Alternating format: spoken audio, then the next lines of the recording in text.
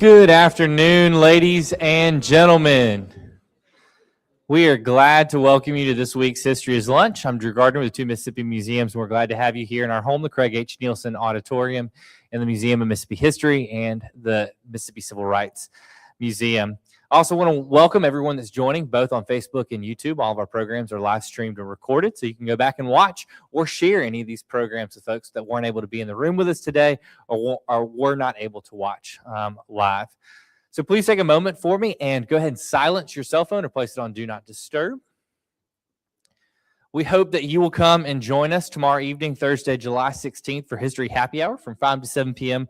right here at the two Mississippi Museums. We'll have some delicious food from Iron Horse Grill, a cash bar, and music from Philip Rollins, a.k.a. DJ Young Venom, who is going to be spinning a curated selection of vinyl records. Philip also owns Offbeat Records just across North Street from us here. This is a free event and features an interactive trivia game inspired by the four pillars of our temporary exhibit, Mississippi Made, upstairs. Those pillars are industry, innovation, art, and entertainment. And the winner of that trivia will receive a prize courtesy of the Foundation for Mississippi History and the Mississippi Museum store as well. There's also a special perk. If you are a member of the two Mississippi Museums, you get a free drink ticket to that cash bar. So if you're not a member, I highly recommend becoming a member. You can do that if you make your way out to the front desk on your way out from today's program. Also, Blue Cross and Blue Shield is a sponsor for this event, so their employees as well as Nissan get a free drink ticket as well. So we're glad to have this great event. So come join us from 5 to 7 tomorrow evening right here at the two Mississippi Museums. But today we get to continue our America 250 journey as we explore how Mississippi stories have shaped our nation. Today, we're delighted to welcome Caroline Bayne in her presentation, tonight only, Medgar Evers on Jackson, Mississippi Television. Caroline is the Assistant Professor of Communications and Media Studies and the Director of Film Studies at Millsaps College, and her work explores Southern media culture with a primary focus on television and media history. So please give a warm welcome to Caroline.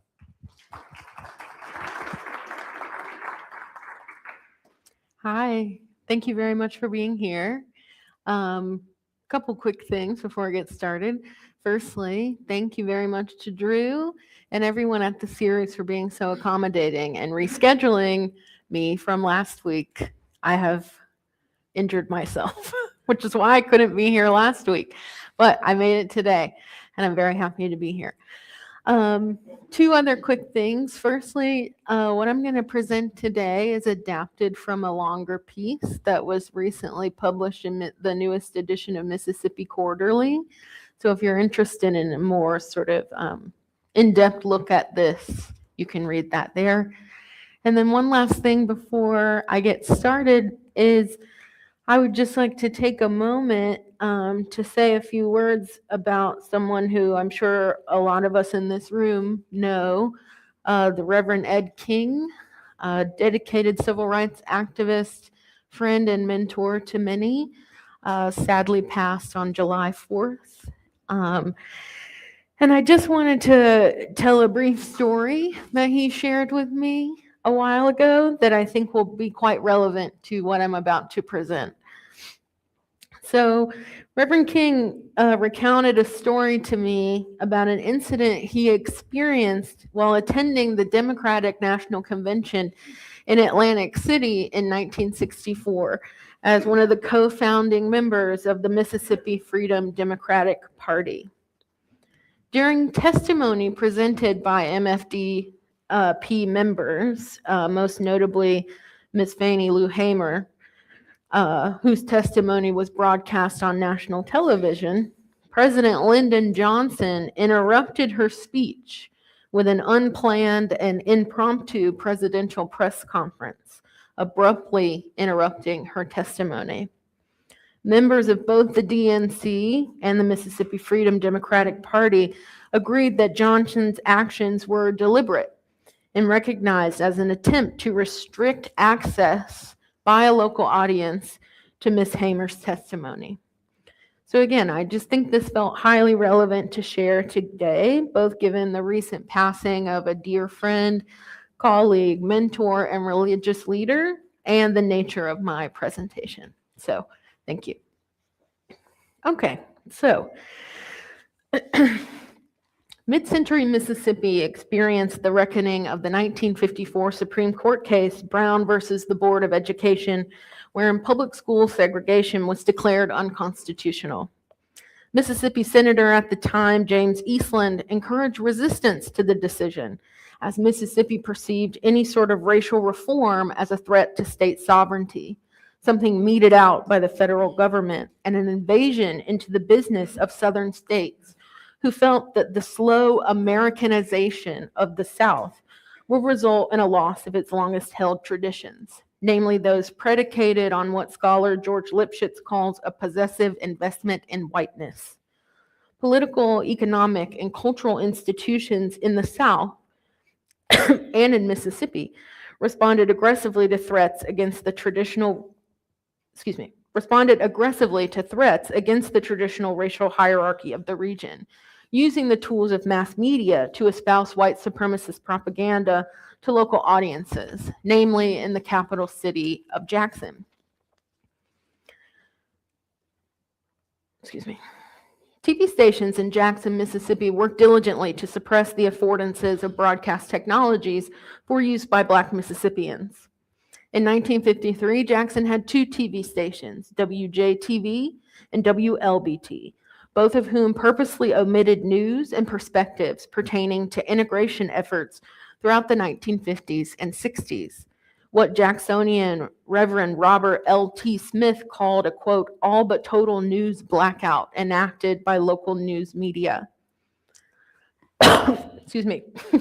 Several Black Mississippians, including those involved with the NAACP and local politics, campaigned against the stations beginning in the mid-1950s, complaining to the Federal Communications Commission regarding their improper and biased broadcast practices, which were found to be in violation of the Fairness Doctrine, which is an FCC mandate that requires all broadcast licensees to give equal airtime to both sides of any controversial public issue.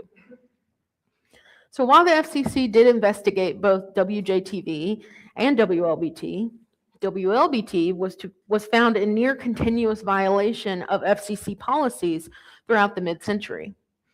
In their attempt to keep Black Mississippians off the air, WLBT created a Southern policy for network and local television programming, curating a schedule that emphasized segregationist perspectives at the local level and that censored network programming the station received from NBC, of which it was an affiliate. WLBT's ongoing violation of FCC standards eventually led to the station having its license revoked in the early 1970s. However, I do want to note that it took the FCC over 15 years to act against the station in any meaningful way. To give you a sense of what I mean, in a letter to Medgar Evers, the FCC explained their relatively hands-off approach, saying that the commission could not necessarily compel a station to carry any type of specific programming, and that, quote, the manner in which this balance of viewpoints was to be achieved was left to the discretion of individual stations. Medgar Evers was among one of the first to campaign against the station, and his appeal to the FCC in 1957 is the starting place for this project. Evers, alongside other Black leaders in Jackson, sought airtime on both stations to speak on behalf of Black Mississippians in their experiences living in the Jim Crow South. In May of 1963, over 6 years after his initial attempt, Evers was granted airtime by WLBT to offer a response to a speech given 1 week prior by Mayor Allen Thompson on the issue of integration in the state. Evers gave a 17-minute speech that aired in prime time on WLBT on May 20th. After the speech aired, Evers and his family suffered a series of violent attacks, including the firebombing of their home. And he was assassinated in his driveway on June 11th, just 3 weeks later. So to my knowledge, the footage of Evers's WLBT speech is inaccessible, which has been confirmed to me by multiple archival sources, including the Mississippi Department of Archives and History, the Medgar and Merle Evers Home, and the National Archives and Records Administration in College Park, Maryland. It is really no surprise, though, that this footage is lost. considering both the time it was broadcast in the mid-century and its subject matter.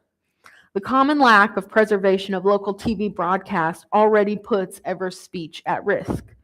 However, as I'll talk about later, I want to consider what I'm calling the planned ephemerality of Evers' speech, where I look at the active measures taken to ensure pieces of television are inaccessible to a viewing public after their original broadcast. Evers' speech was accessible for one night only. So while WLBT stands as a particularly egregious example of segregationist broadcasting practices, much early television programming presented a whitewashed, red-lined version of American life. Television grew into a major consumer technology in the years following World War II, as predominantly white veteran families migrated to the suburbs, bought homes, and furnished them with domestic technologies. As scholar Carol Stabile tells us, political forces in the United States competed for control over the stories the new medium of television would feature, and the stakes were high. The struggle involved nothing less than the ability to define and represent America and Americanism for millions of viewers.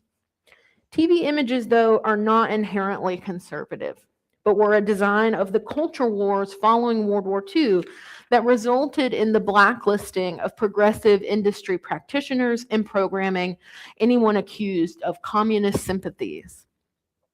As a result, entertainment programming on television presented a world in which, quote, white people lived in a red-line landscape, populated by other white people like themselves, in leafy suburbs from which all the tension shimmering around them had been deleted.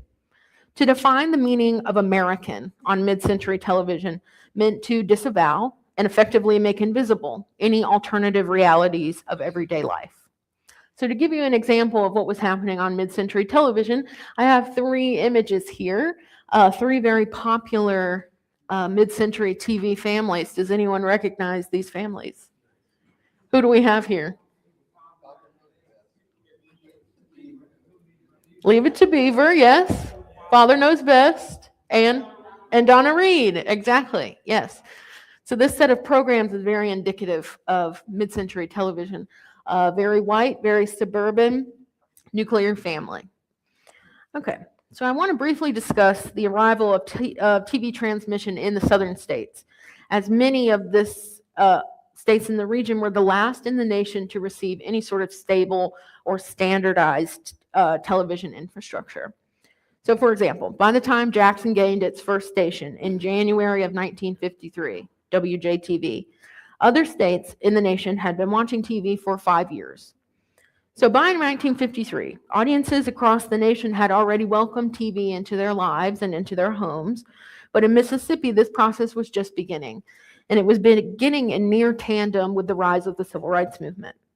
So to give some perspective there, WLBT had been broadcasting for less than 6 months when the Brown versus Board of Education case was decided. So throughout the mid-century, WLBT largely functioned as a mouthpiece for segregationist politicians and the Citizens Council. And I think many would agree and argue that those are one and the same, myself included. To this end, WLBT ensured that TV was not a means by which Jacksonians, both black and white, would receive accurate and timely information on the growing civil rights movement happening on their doorsteps. News and broadcast technologies in Jackson were highly influenced by the racial ideologies promoted by the Citizens Council, as the group was supported by the powerful Hederman family. The Hedermans controlled Mississippi's two largest daily newspapers, the Clarion Ledger and the Jackson Daily News, in addition to TV station WJTV and its sister radio station WSLI. WLBT station manager, Fred Beard, was also a prominent member of the council. Support for segregationist ideologies were generated through Jackson's telecommunication systems, whereby newspaper, radio, and television programs repeated a segregationist refrain and framed anyone in opposition as anti-South, pro-Black, communist, or as Northern conspirators. Jackson politician and business owner, who you see here, the Reverend Robert L.T. Smith, was one person who filed multiple complaints against WLBT in response to the station's refusal to sell him airtime to announce his political campaign in Jackson. Smith recounts instances of threats and intimidation from Beard in a letter sent to the FCC, claiming that Beard said that, quote, Smith's home and place of business, he was a grocer in Jackson, will be blown up and that his body would be found floating in the Pearl River if he were to appear on the station. Importantly, too, and I'm sure many of us know this, WLBT is located on the banks of the Pearl River at the intersection of South Jefferson and the Woodrow-Wilson Bridge. So TV stations in Jackson approached the governing bodies of the telecommunication industries, like the FCC, with a combination of paranoia, distrust, and active insubordination.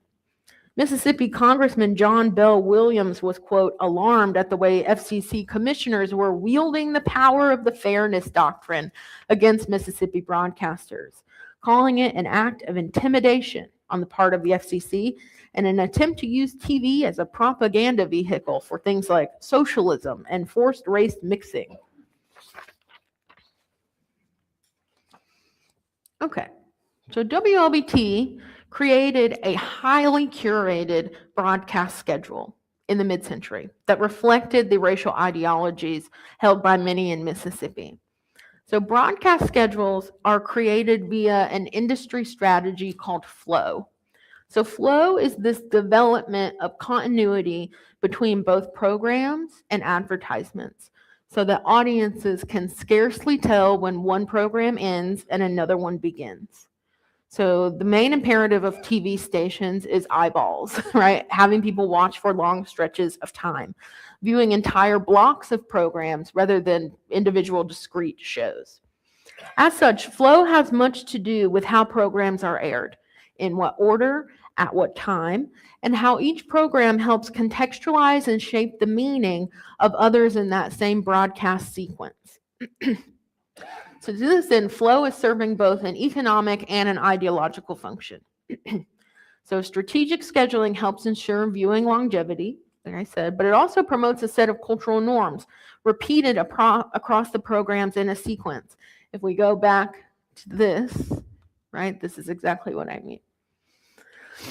So flow is meant to alleviate contradictions in programming and create this sort of seamless viewing experience.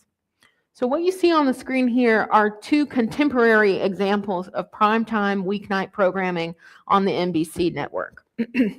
So in the top row, from 8 to 11, we have America's Got Talent, a new show called Password, and then The Tonight Show with Jimmy Fallon. So America's Got Talent and Password are both reality-based competition programs, right? They help orient each other. They're of the same genre, followed by The Tonight Show with Jimmy Fallon. The connective tissue between all of this is that Jimmy Fallon is also the host of Password, right? And then if you look at the bottom, this is another example.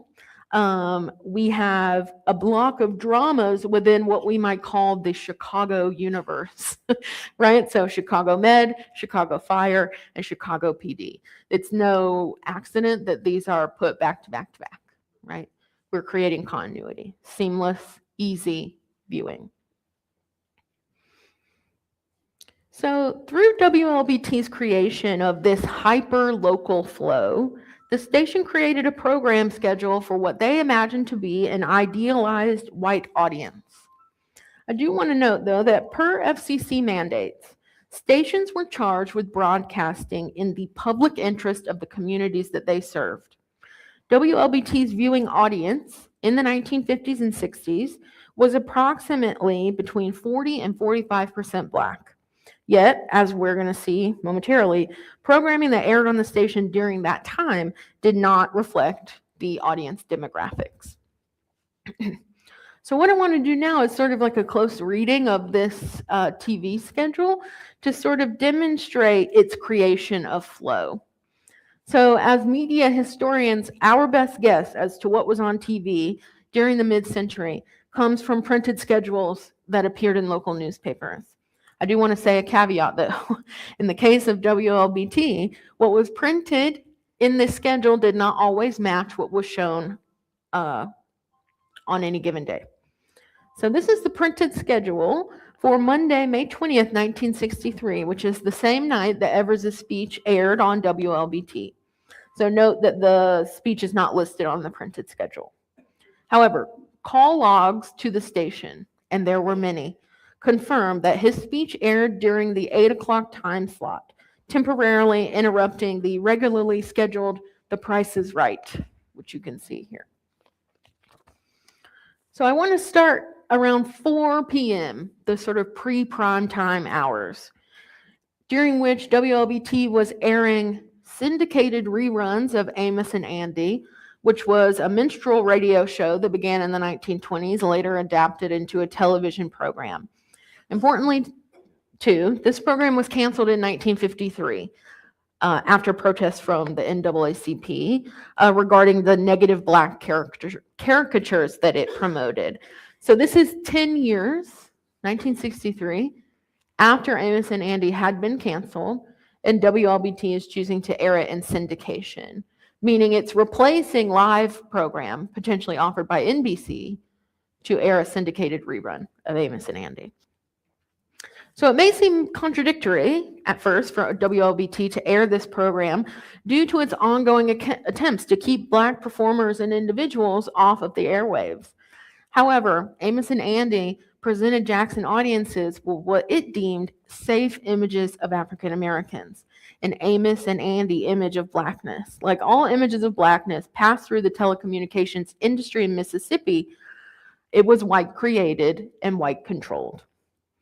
Medgar Evers' image before his televised speech on WLBT was treated similarly, insofar as the Mississippi press, including the Citizens Council newspaper, often caricatured him as unintelligent and violent. So if we move a little further down, we'll see the schedule also features several other syndicated programs. So again, reruns, not things being currently aired, including westerns like Wyatt Earp and the Dakotas, alongside the military comedy Hennessy. WLBT also throughout the mid-century aired a program called The Rebel in syndication, which followed a Confederate soldier as he ventured across the nation, taking stock of what had changed since the Civil War.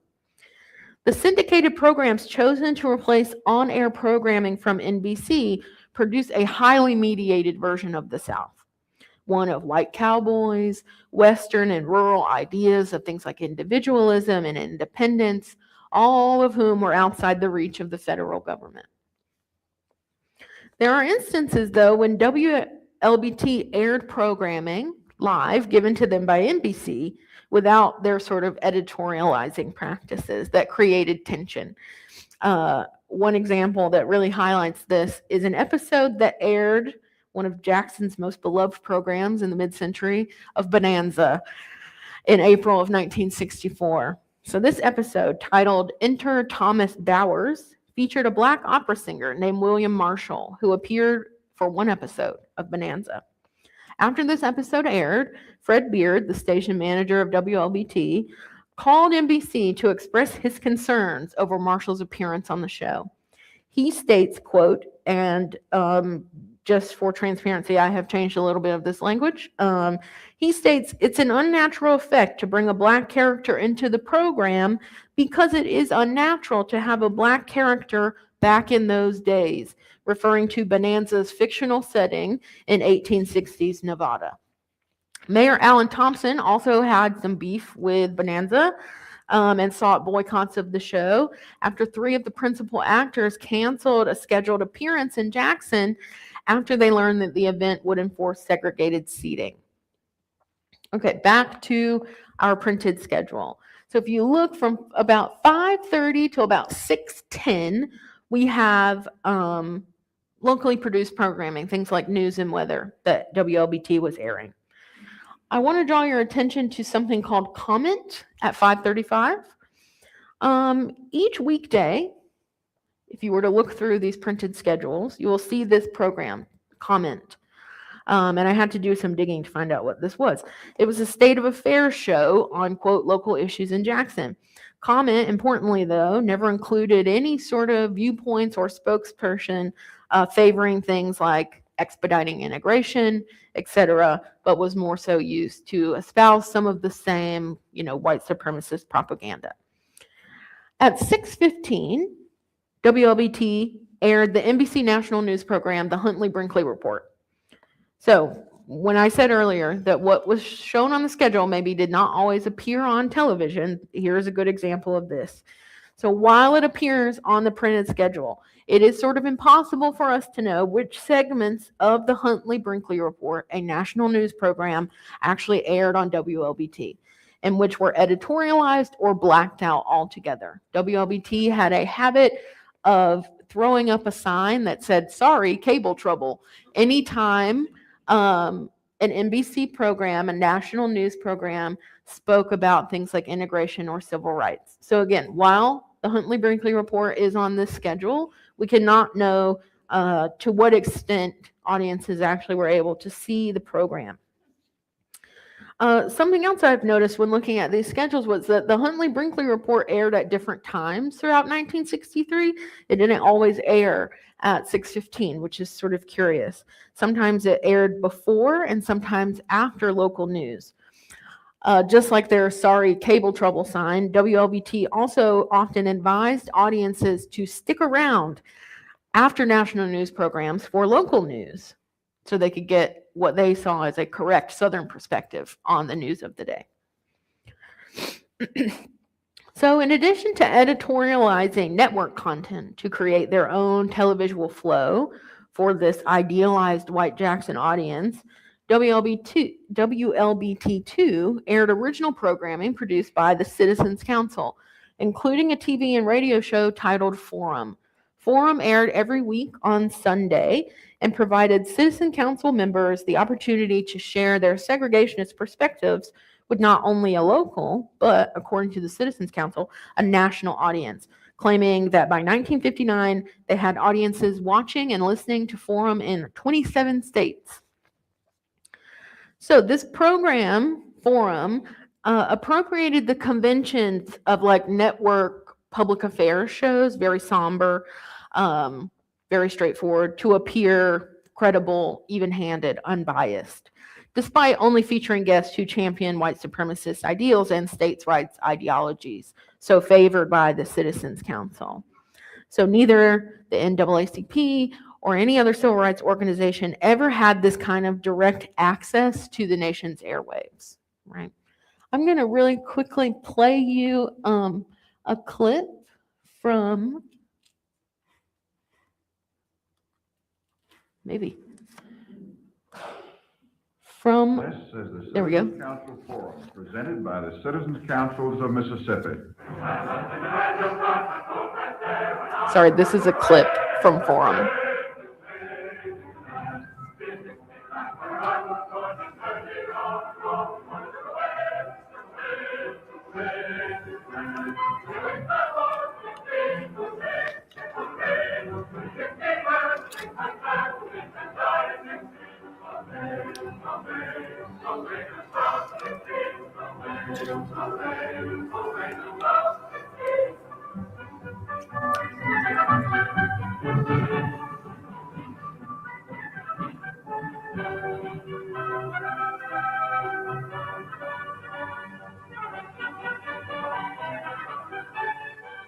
The Citizens Councils are dedicated to states' rights and racial integrity, to individual liberty, and to race relations based on common sense, not on the power politics of left-wing pressure groups. The Citizens Councils are primarily a means of mobilizing public opinion. Informed people will not surrender their freedom. Now, your host for Citizens Council Forum. Hello once again, everyone. Dick Morphew welcoming you to today's edition of the Citizens Council Forum. And this particular program is by nature of being something special because with this program we mark the completion of 1 year of the Citizens Council Forum and the beginning of the 2nd year of this series. And I think that it is very fitting that on this anniversary program we have as our guest Mr. Bill Simmons of Jackson, administrator of the Jackson Citizens Council, editor of the Citizens Council newspaper, and the guiding light behind this program, the man who first thought up the idea and who has worked very hard this past year to see that we have had as good programs as we have. Bill, very glad to have you with us today. Thank you, Dick. I think that it might well be a good occasion to do a little stock taking of this program. What, Bill, in your opinion, have we accomplished during this past year? Dick, I think the value of this program is shown most conclusively in the fact that as we have gone around at various meetings over the state, we find there's a different atmosphere completely within the radius of WLBT where this program is seen and where it is not seen. There's just a difference really in night and day in the attitude of the people. And now the program is on radio in addition to being... So, a clip from Forum, chosen specifically because they are celebrating the 1-year anniversary of the program airing, and specifically because they talk about the attitudes held by those in the viewing radius of the show and how apparently influential it was on audiences. Also, you heard the name Bill Simmons. He was sort of the Jackson leader of the Citizens Council. His family owned the Fairview Inn, and he lived there. So, just so you know. Okay. So now that we've looked at this typical sort of schedule on WLBT, I want to move into talking about Evers' speech and why, in my estimation, it is lost. So just to sort of recount some of the institutions I spoke to trying to track this speech down, in January of 2025, I emailed the regional vice president of WLBT, Ted Fortenberry, to inquire about the station's archives. And he responded as such, quote, WLBT donated their film footage to MDAH, the Mississippi Department of Archives and History, years ago. They had nothing. From there, I contacted MDAH, asking specifically about Evers' televised speech on WLBT. I received the following reply from archivist Laura Heller. Quote, MDAH does not have that particular footage of Medgar Evers giving his broadcast speech in 1963. The source, who donated countless other films, WLBT, also has, quote, no idea where that footage is. It was never donated to the archives. Next, I contacted the Medgar and Merle Evers home to inquire about the speech and received the following, quote, we do not have the footage of Medgar's speech on WLBT. Finally, I contacted the Special Media Archive Services Division at the National Archives at College Park to follow up on a citation in Kay Mills's 2004 book, Changing Channels, which talks about WLBT's court case with the FCC, where a record of the speech was supposedly found. And I received the following response. Quote, after a search of our internal finding aids and public databases, I'm very sorry to say that I was unable to locate any content in the AV collections that mentions Medgar Evers' May 20th, 1963 television appearance. I also spoke via phone with Celia Tisdale, who's the audiovisual archivist at MDAH, who explained the donation process of WLBT's news film collection to the archives in the early 1980s. So she explained that when television film crews moved from using 16 millimeter film to 3/4 videotape, many stations just dumped their film reels. They were big. They were not seen as important to preserve. They took up a lot of space. However, WLBT is unique in that it was amid litigation with the FCC and had to save its film collection to be used as evidence in a lawsuit. So after the trial concluded, WLBT contacted the archives regarding its collection and the donation process occurred. Notably, MDAH did not have a say in what was donated or what they received. Celia Tisdale went on to tell me that several people have requested to view that footage of Evers' speech during her 18-year tenure at MDAH, and that no one knows quite where it ended up. Tisdale and MDAH archivist Laura Heller both confirmed to me that the speech was not included in the donated materials from WLBT in the 1980s. So I do want to say, again, another caveat, that all television is susceptible sooner or later to varying degrees of ephemerality. and local television is at most risk of disappearing. However, it is also necessary to consider the notion of planned ephemerality that happens on behalf of any governing body who is in charge of TV's custodianship.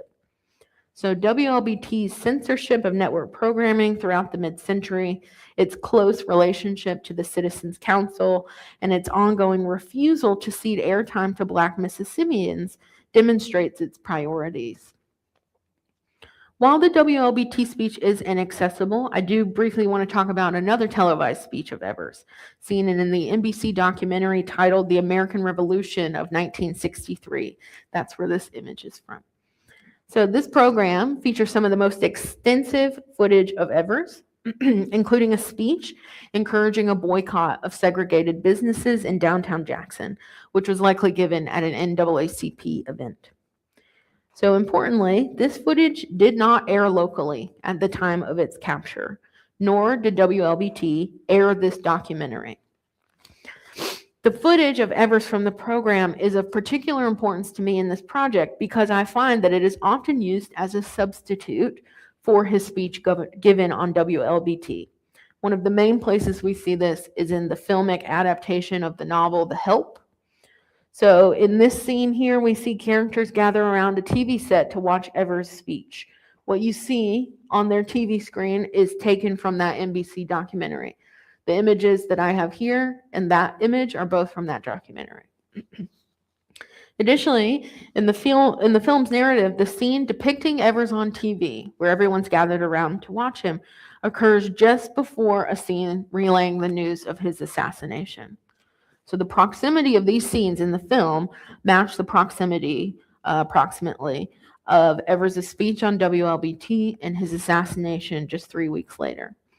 So in actuality, Jackson audiences would not have seen that footage from the NBC documentary, as it was not aired in the city per WLBT's decision. Additionally, that documentary aired in September of 1963, which was nearly 3 months after Evers' assassination, though in the film it's passed off as live or contemporary. So The Help is one example that serves to show that Evers' speech on WLBT, had it been accessible, maybe would have been used instead. So his speech on WLBT is an entirely different case, though, than the footage from this NBC documentary. His speech on WLBT could not be preemptively censored because it was mandated to air in accordance with the FCC's fairness doctrine. So in this instance, WLBT momentarily lost control of the televisual flow that it had fought so hard to establish, wherein segregation was upheld and whiteness was centered. Evers' speech created a schism, a contradiction, all the things that flow are meant to stop in WLBT's highly curated programming schedule. So there's quite a lot of audio, over 30 minutes, which is almost double the length of Evers' speech, of recorded call logs into WLBT on the night of May 20th, 1963, pertaining to the Jackson viewing audience calling in to either complain, ask questions about what they were seeing on May 20th, 1963. So station employee Rob McRaney was in charge of taking calls to the station that night. And to most of his aggrieved callers, he makes repeated references to the requirements imposed on WLBT by the FCC. He tells them that the FCC, which, quote, handles our license every 3 years, has a provision under which we have to make equal time available where it concerns controversial matters. And equal time was requested of us last week after Mayor Alan Thompson was on. So we, quote, have to put him, meaning Medgar Evers, on this evening as a result of that equal time policy. One caller asked if Evers' speech would be aired again. McRaney, no ma'am, we don't have it scheduled again, just tonight only. Woman, just tonight only, I didn't get to see it all. McRaney, it was between 8 and 8:17. Woman, yeah, I was just wondering if you were going to maybe do it sometime tomorrow or something. I don't guess you will. McRaney, no, it'll just be one time. McRaney's claim that Evers' speech is available just tonight only with no plans to re-air or potentially invite Evers back to the station marks the planned ephemerality of his speech. The fact that Evers' appearance would not be reshown is in and of itself not surprising. Yet the phone logs confirm that the speech's accessibility to a TV audience expired promptly at 8:17 p.m. upon its conclusion.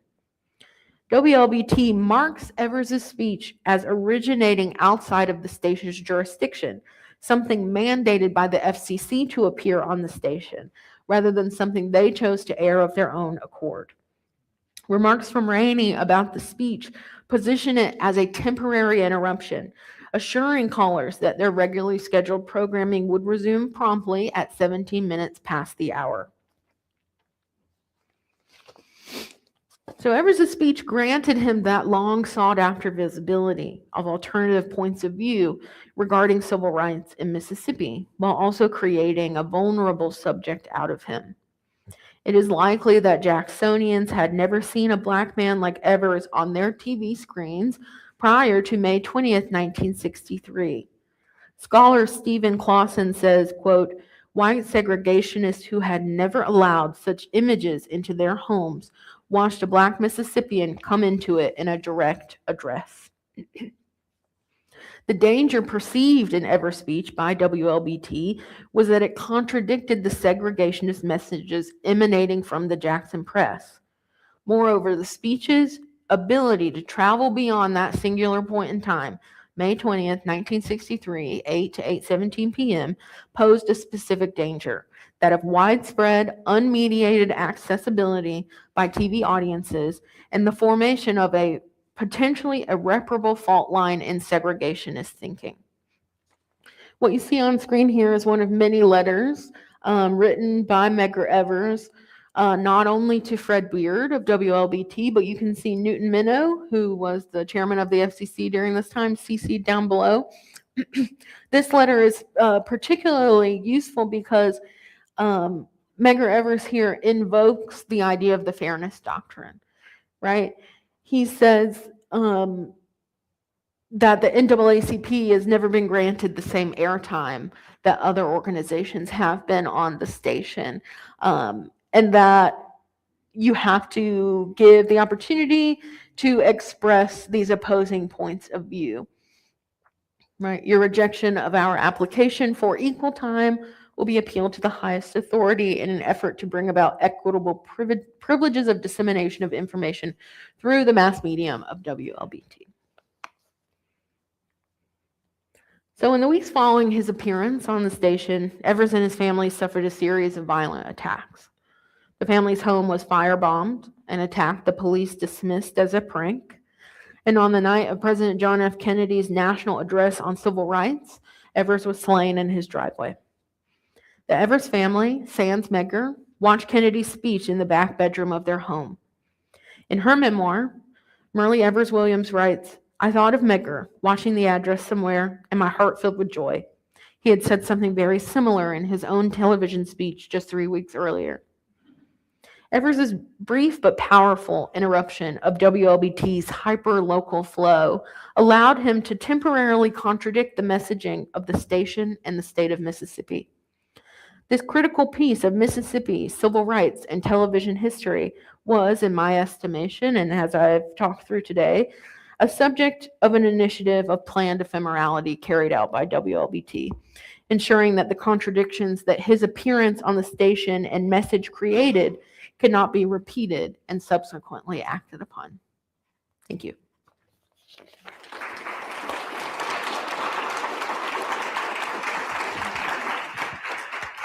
All right, ladies and gentlemen, if you'll raise your hand, I'll be around the room with a microphone.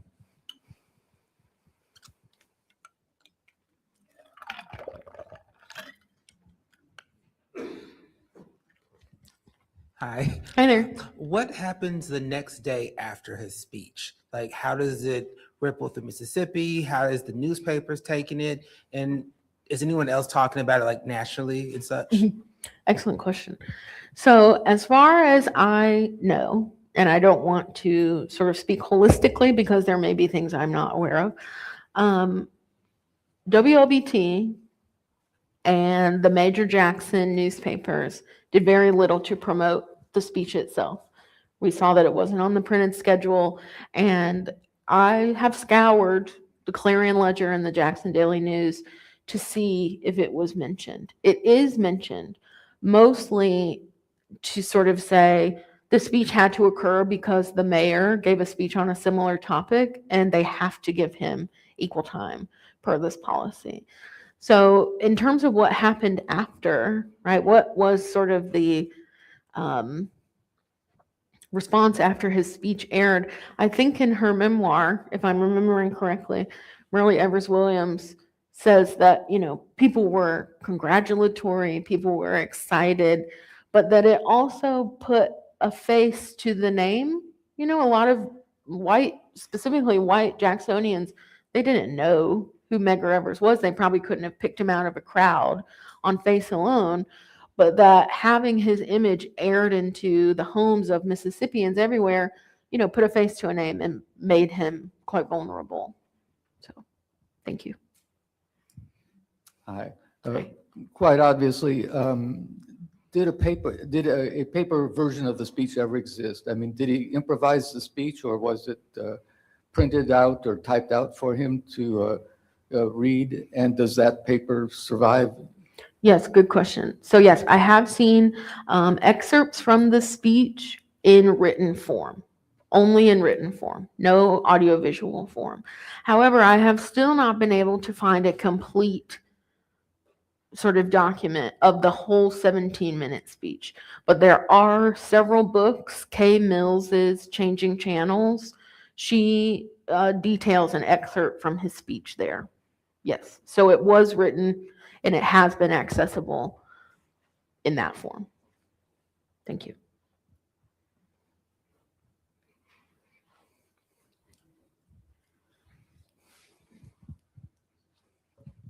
Thank you for your presentation. Thank you. My question is, it seemed to me, and it's my opinion, I see a lot of the censorship, in my opinion, even today on the media, especially things like Super Bowl, where you see in the middle of a Super Bowl where they have national commercials, then you could tell that they seem, in my opinion, that they're taking things off. I've even seen the select the law leader call day after Obama was elected. There was nothing in there about that. My question is, in your research, how much has changed?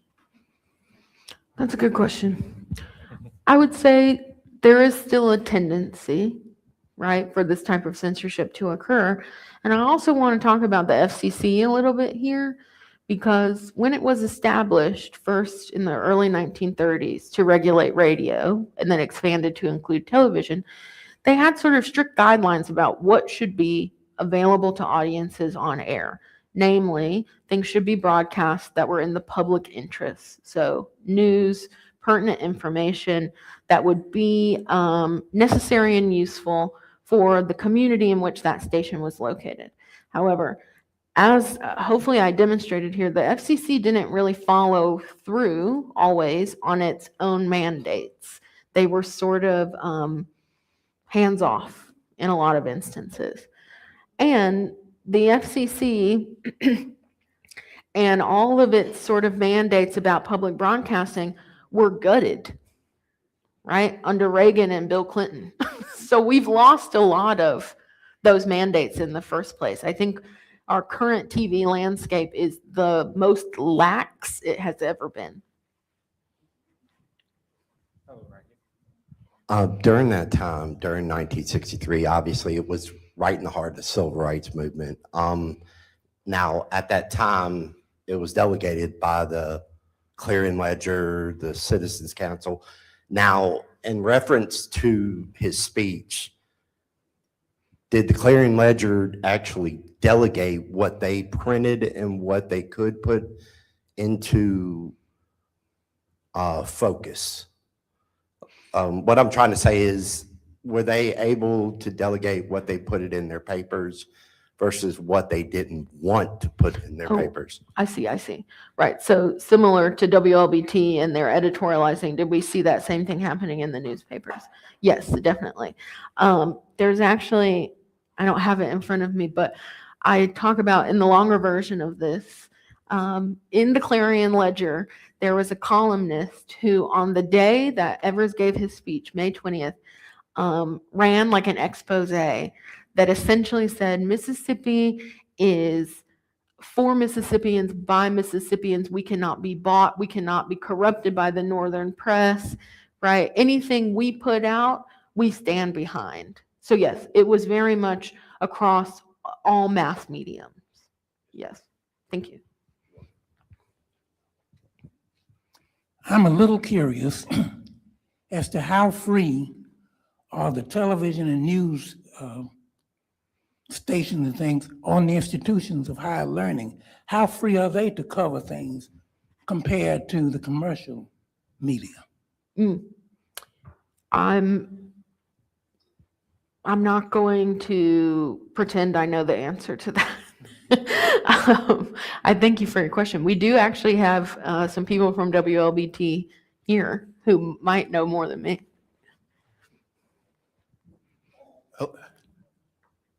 Hello. Very interesting. I'm just wondering, what were the reporting requirements to FCC, and might there be an archive of materials sent to them? Yes, great question. So yes,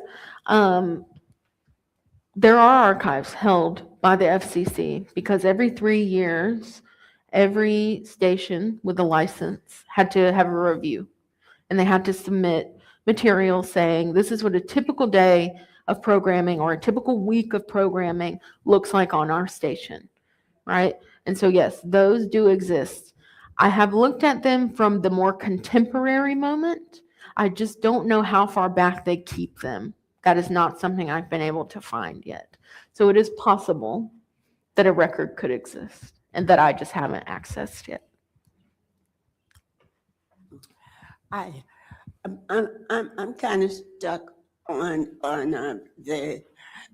your description of the Citizens Council Forum, and for that organization, how much thought did you go into how influential they were determined to be? Was it to maintain status quo, keep the power of segregation going?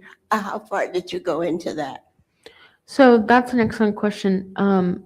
In the longer version of this, I talk a little bit more about the Citizens Council, and I also talk about the development of things like the Sovereignty Commission, who sort of worked hand in hand with the council to keep tabs on anyone thought to be an agitator. Medgar Evers has quite a thick file from the Sovereignty Commission. So yes, there are some really excellent full study, book-length studies of the Citizens Council that I have consulted, along with a lot of the archival materials. And again, the Citizens Council sort of operations were not my main focus, so some of that doesn't make it into this presentation and into the subsequent article that this presentation was based on. But yes, many scholars, the person that first comes to mind is Stephanie Rolfe at Millsaps College. She wrote a book all about the Citizens Council that I think would be useful in providing some of that information. Got one more here in the back of the room. Hi. You Hi. mentioned that WLBT was kind of white-based in terms of in censorship. So I want to know, did you find your research what Black citizens of the Jackson area watched or listened to as an alternative to get their news? Excellent question. Thank you. So in terms of television, at this time, you had your two stations, WJTV and WLBT. I do want to, if I can go back quickly to this schedule, because we have both of them side by side. WJTV did a lot less editorializing and a lot more of airing contemporary for the time programming rather than subbing in those rerun or syndicated programs. Not to say that WJTV was like a shining standard at all. They were also investigated, just not to the same extent as WLBT. I will say, though, to that point, there were some Black-owned and operated newspapers that I've looked at in Jackson. But as far as TV goes, this was all you had access to at the time. But WLBT, I will say, was, and I'm not sure if it still is, it always ranked ahead of WJTV and later WAPT when it joined to make a trio of TV stations. So again, WJTV offered a little more sort of contemporary programming with less of this sort of Citizens Council bent to it. Thank you. Excuse me. You've made a good presentation on censorship in the past. Thank you. But as Faulkner said, the past is never dead. It's not even in the past. There are new groups coming out there that are probably slanting the news as we speak, like the Sinclair and yeah. Next Group. Is that something we really need to fear? I mean, I would say, I don't know if fear is the correct approach, but remain savvy, remain critical, remain full of questions, and don't consult one source for all of your information needs. There's a technique called lateral reading where you consult multiple different sources. You get off one page and jump to another, either to confirm or to just build up, sort of like a store of resources. So I would say if I could impart one word about television, censorship, news information, etc., is to do your due diligence and to never default to one sort of source of information as fact, as God. I enjoyed that Thank you. presentation. What part do you know what part did Frank Melton, that came from Texas, entered into WLBT? It was a suit, or do you know the story? I don't, I'm sorry. Dan knows. Okay.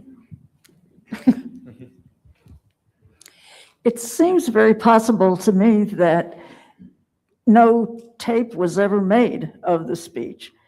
If I'm not mistaken, the WLBT news film that was given over was scenes out in the community and reports that reporters may have given at that time.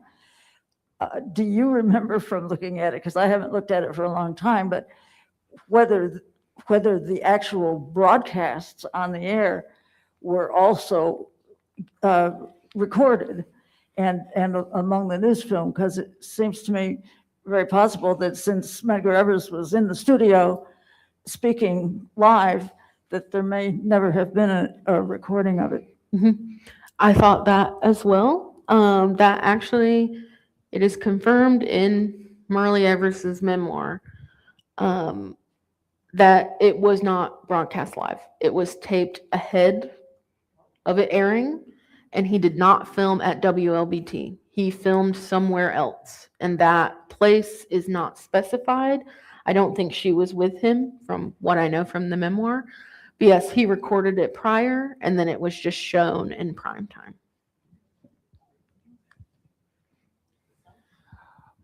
You have one more, Dr. Phillips? We have time for one more question. And it's really based on this last conversation.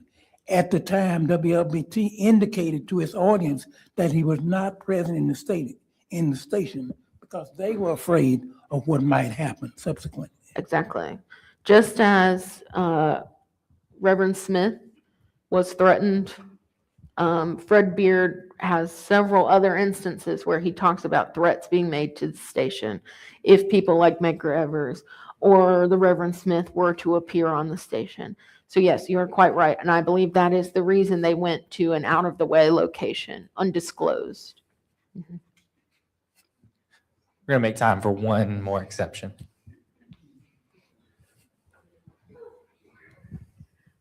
Thank you for your presentation. Thank you. I have two comments. You're correct. He was not at the station. It was taped. Um, and the script that he had was written and kept. You might want to, I don't know if you have looked into the Library of Congress and the NAACP files. Mhm. They might be there. It was very difficult to keep some of that documentation. To be totally transparent, I'm his daughter. Yes, ma'am. And so I do have a question for you. Yes, ma'am. What you presented regarding that evening and the schedule, you presented a conversation that was done with Mr. McRaney, but I didn't hear, and maybe I did not hear about other comments, because there were lots of comments that were done during that session, Yes, ma'am. and I did not hear you address that. Yes. So I have listened to all those call logs many times. There's about 30 minutes worth of phone conversations that were preserved. The majority of conversations recorded are incredibly violent, incredibly racist in nature, as I think it maybe is not surprising. Threats of, exactly what, and exactly threats that point to what occurred later, his assassination. People asking McRaney where he lived, his address, if he was at the station at the time. Very violent, sort of gruesome conversations were had. And I will say, McRaney seemed to encourage some of that. He very much put the onus off of the station and on to the FCC in saying that, right, if it was up to us, we would never have aired this, right? Trying to console that idealized white audience of the Jackson public. So yes, the call logs, you can listen to them actually at the archives next door. And it is a very difficult 30 minutes to sit through. Thank you.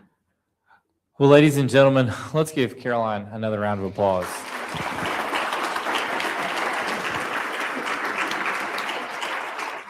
Thank you all for being with us this afternoon. If you have any questions that we didn't get to this afternoon, Caroline will be around over here at this table just to the left of the stage. She'd be happy to take some of those questions. We hope to see you again back next week. We'll have Dr. Susanna Ural that'll be with us in her presentation, Abraham Lincoln and America 250. Thank you guys so much. Have a great rest of your day.